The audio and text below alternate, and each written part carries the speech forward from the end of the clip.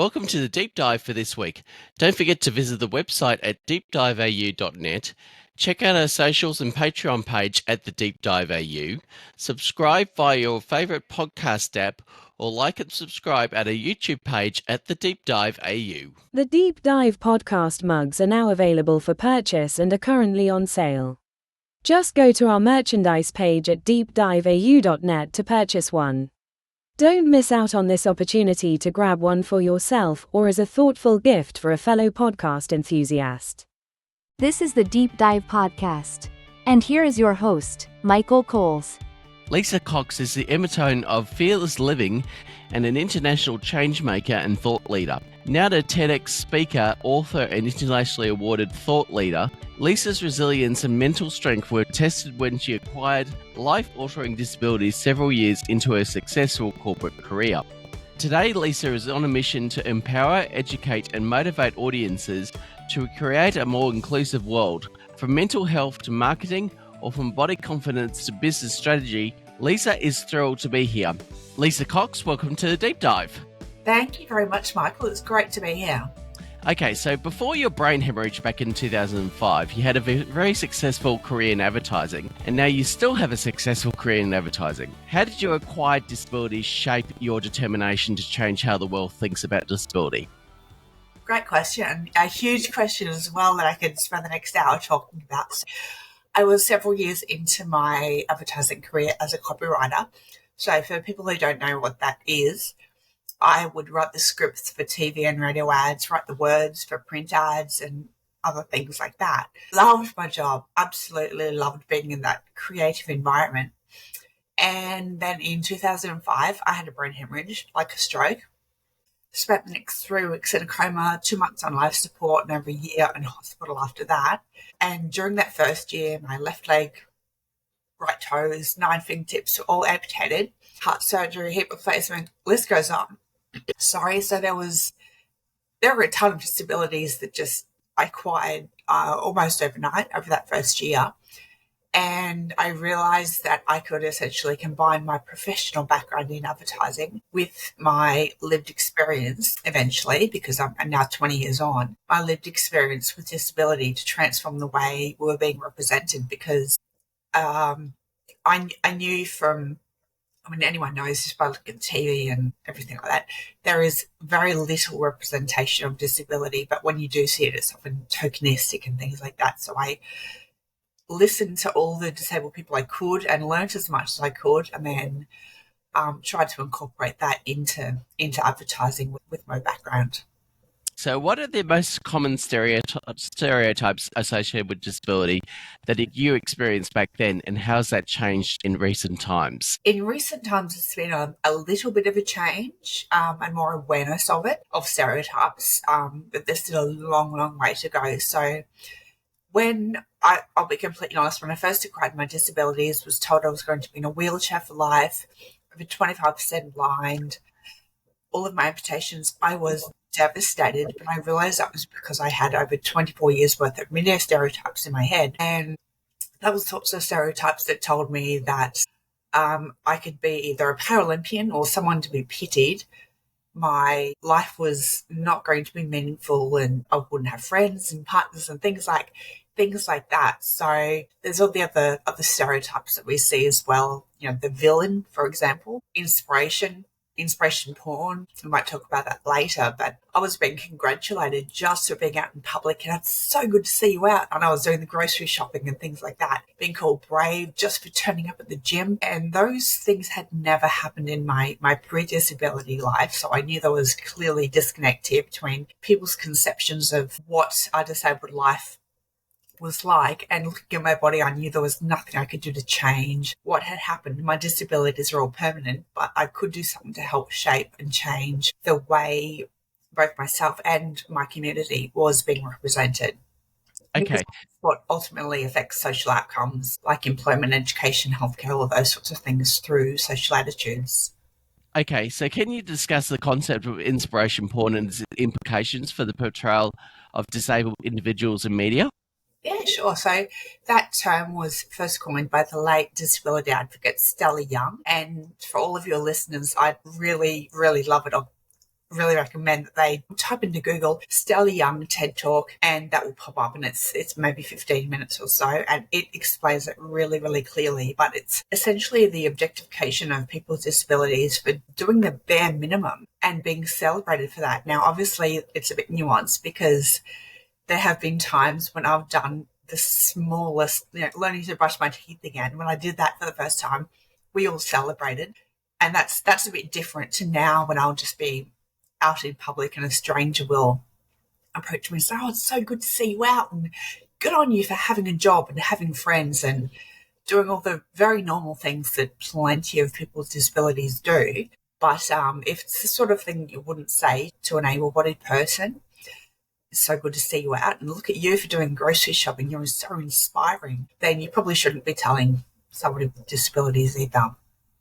Okay, so in what ways does the portrayal of disabled villains in films and literature contribute to societal biases against individuals with disabilities? In lots of ways. So if we think of like James Bond or something like that, all the villains, they're always the bad, nasty people, and they happen to have a disability as well. So maybe a facial deformity or a missing limb or something like that. And that instills fear in people subconsciously often, but especially kids who are watching it and don't really have that literacy to understand what it's all about. But it instills fear that disability equals bad or scary or something to be afraid of. And it's really not showcasing the diversity of disabled experiences. So many of us are colleagues and friends and parents and all the normal stuff, to use the word, the N word, which some people don't necessarily like, but it's really a very narrow stereotype and instills a lot of fear in people. So the flow-on effect of that is that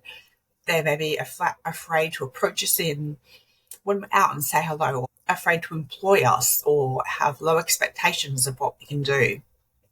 And that's the flow-on effects by having us discussed as villains all the time. Okay, so how do initiatives like Toy Like Me aim to improve disability representation in the toy industry, and what impact has it had? Love this Toy Like Me organisation. So if your listeners aren't aware, they help to create toys with disabilities. So little kids growing up can say, hey, look, that doll's in a chair with a missing limb or something like that. But importantly, they also lobby toy companies to create more inclusive toys showcasing diversity. And when I grew up, I was a white little kid in Australia with blonde hair and blue eyes, and every time I turned on the TV, I saw somebody who looked like me. I saw, even though gender equity is a whole different subject on a different podcast, I saw people like me in boardrooms, in Parliament, all over the news. I didn't have to worry about that. My expectations were, oh, cool, I can maybe do that someday because I can see people who look like me. But children growing up with disabilities, even though I was neurodivergent, children growing up with disabilities don't see themselves reflected, not just on television, but even in the toy box. So I can only imagine, I can't speak for kids with disabilities, but I can only imagine how disheartening it is to have none of you reflected in your play. And it's been really, really great to see companies like Mattel and Barbie bringing out Wheelchair Barbie, and all sorts of other companies now, including toys with disabilities. I know we bought my little nephew a Lego set. One of the Lego men happens to have a hearing aid. Now, growing up in the 80s and 90s, there was none of that around. So I can definitely see a difference now. But it's not only a benefit for children with disabilities, it teaches non-disabled children as well that people with disabilities and wheelchairs and hearing aids and whatever it is, even though they're visible, it's just a normal part of life, a normal part of the toy box that are included like all the other toys. And that's really a metaphor for And I know, sort of like, Mattel has released a hidden disabilities one of late, and that's been excellent for us and stuff like that. yeah. Disabilities as well. So what role has disability representation in children's media played in shaping young audiences' perceptions of disability? Well, it's been beneficial for children with and without disabilities. And so, as I explained before with the toys, children seeing themselves reflected on screen, and also the children without disabilities seeing disability as a very normal part of their world. So, they're on screen with all the other disabled characters or whatever the setting may be. So it's beneficial for both children with and without disabilities. And again, growing up in the 80s and 90s, there was nothing on TV, disability nowhere. But nowadays, my sister will send me screenshots of a TV or a photograph of TV with a wheelchair or something like that. And it's really, really good to see more and more coming onto the screens because it helps everybody. Children who are either playing in the toy box with the disabled character or watching the disabled character on screen, they will one day be our politicians, our decision makers, our policy makers, and decide who gets the job, if the disabled person gets the job. And there's huge flow-on effects to something as simple as toys in toy boxes. People may think it's frivolous and, don't worry about that. We've got much bigger issues in the disability sector. And yes, that's true. We do have some huge issues, but those little wins along the way, something as simple as representation on screen or in a toy box, it all adds up. So how can advertising campaigns be designed to authentically represent disabled individuals without resorting to stereotypes or tokenism? Yeah, really good question. And there are lots and lots of ways, and I won't bore you with all of them, but I think one of the first and easiest ways is to be consistent. So the Paralympic Games has just been on this year, and while it's been fantastic to see a slight rise in the number of advertisements with representation of disability, at the same time, that only lasts a few months and it will stop again if it hasn't stopped already. So being consistent and in your media plan, in your media strategy, having disability representation throughout the year, not just on International Day of People with Disability or when the Paralympics is on. And another way is to make it really seamless and incidental. So there's no reason to make a big song and dance and a big hoo-ha about, look at us, aren't we great? We've got a character with disabilities or a person with disabilities in the ad. They need to be slipped in there just like anybody else. So a really, really basic example might be something like, if you have 5 people standing at a bar for an ad, why can't one of them have a disability? Something really, really simple. And like I said before, I'm making a big deal about it. I've seen companies, write press releases and hold media conferences just to announce that they have disability in their ad. And it really shouldn't be that big a deal because we're 20% of the community, of the global population, the world's largest minority. So it really shouldn't be a big deal, even though at the stage you're at in evolution, it kind of is sometimes. So what are some examples of successful advertising campaigns that have effectively included disability representation?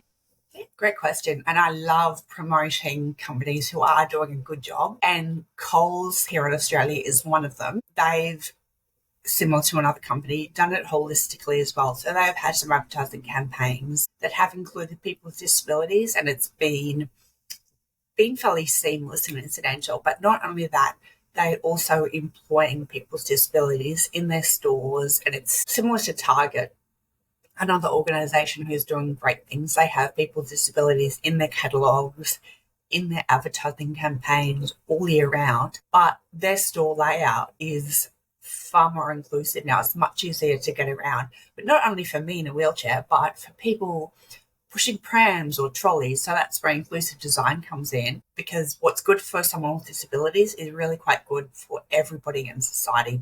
What I love about those two brands is that it's not just a matter of sticking one wheelchair user in an ad once a year.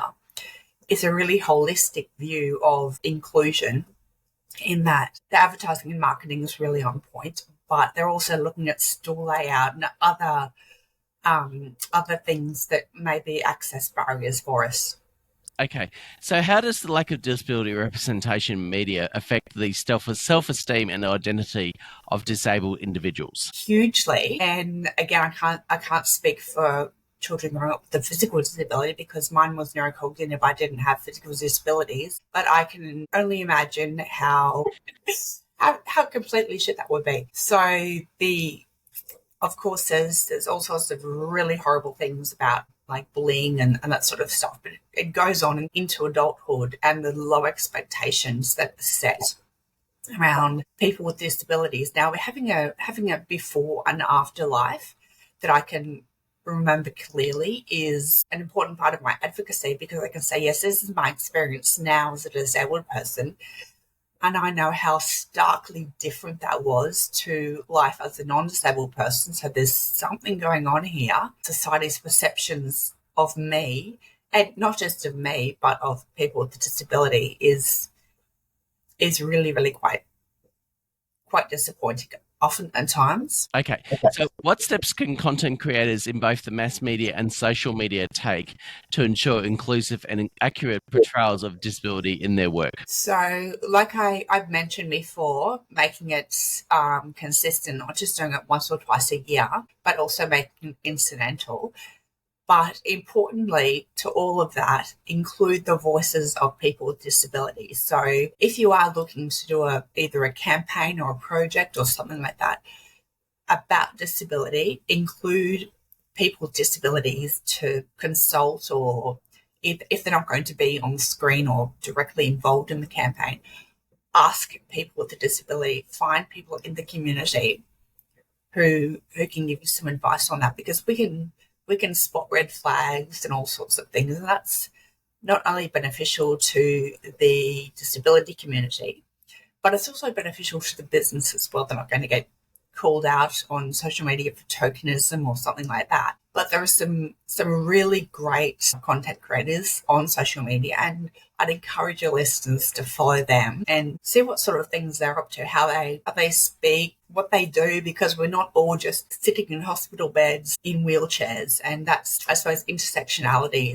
is another important point as well, understanding that the disabled experience isn't just about white heterosexual Christian guys in wheelchairs. We're so diverse. Okay, so how does cultural differences influence the representation of disability in media across various regions and countries? Yeah, sure. So, like I mentioned before, intersectionality is such an important part of that. Part of my family is multicultural, and I know I'm speaking as a white Australian, so there are plenty of things I could perhaps do or say or write in the disability community, which are fine here, but may not fly in other disability communities in other parts of the world. Again, that's why it's really, really important to consult with people with disability. It could be something as simple as having a focus group or something like that as part of your campaign. There are so many ways to do it. But I'm going a bit off track here because I know it was about intersectionality. What I meant to mention before was find online resources, because back years ago when I was working in advertising agencies, I was that person who wanted to be inclusive but was terrified of saying the wrong thing or getting it wrong or stepping on someone's toes. So I did nothing, and that was wrong of me. But also at the time, there were no resources out there, even if you did want to be more proactive. But these days, there are so many great resources out there to help content creators, other creatives in media and advertising and other forms of pop culture and mass media to help them create inclusive content. So inclusivelymade.com is one of them.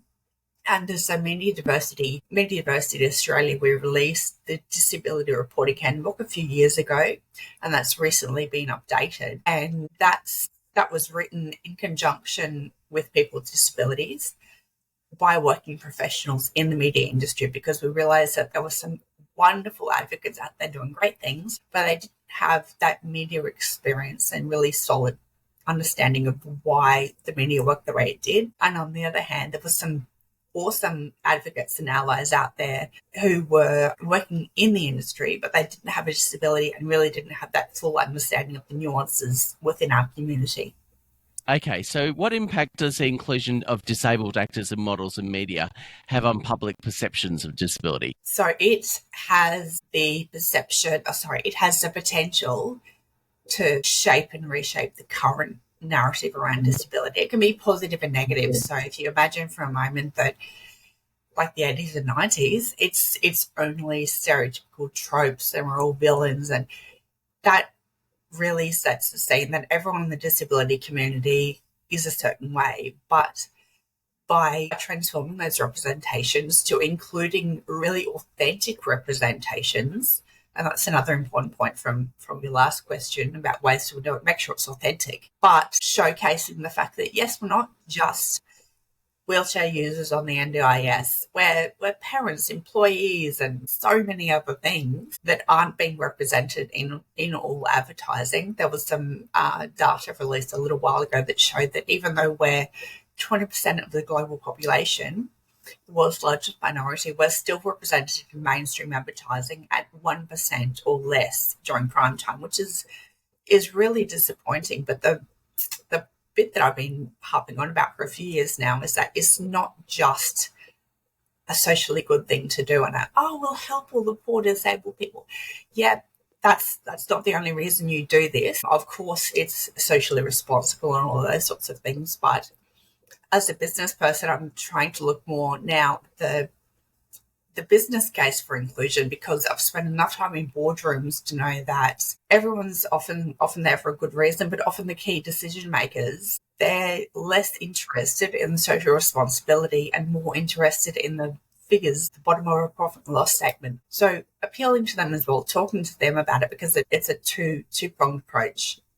So how can collaborations with disability advocates and consultants enhance the authenticity of disability representation in media? I think you get a much truer, feeling my words there, a really true reflection of what the disabled experience is. So if we're only seeing those stereotypes of only Paralympians and hospital patients as an example, they're the only, being presented as the only two ways people with disabilities can be. That flows on to affect our social outcomes like employment, education, healthcare, and those sorts of things. But we're fortunately starting to see now a better, it's not perfect, but it's much better, authentic representations of people with disability. There was a McDonald's ad on TV the other day that just had a guy eating a burger. No big deal, but it was kind of a big deal because that wouldn't have happened 20 years ago, and I'm so excited that it is happening now, even though it's only small steps. Okay. So what are the ethical considerations media professionals should keep in mind when depicting disability in their content? Yeah, there are a number of ethical considerations, and that would be different to every brand or business or industry. And I'm thinking back to a little while ago, there was a gambling organisation, and I spoke to them about inclusive advertising and using people with disability in their advertising. And they said, we actually can't do that because we're not allowed to show vulnerable groups. And apparently people in wheelchairs, they said even somebody with a scar or something like that, they just can't show vulnerable groups. And so that's what I mean about perhaps being specific to the industry. Okay. So, and one final question we asked all our guests on the Deep Dive podcast, if there's one piece of advice you'd like to give in 30 seconds or less, what would that be? Start now, start today. I think there's a fear of not getting it right and not being 100% ready, but at least start. And there are some really great resources and people out there who can help you. There are no silly questions, and if there are, I've probably asked them myself in the past, but get out there and ask the questions and get going on inclusive advertising. Okay, and on that note, Lisa Cox, thank you for joining us on the Deep Dive podcast today. Thanks, Michael. Great to be here. Check out Lisa's website at lisacox.co or like her on Instagram at lisacox.co.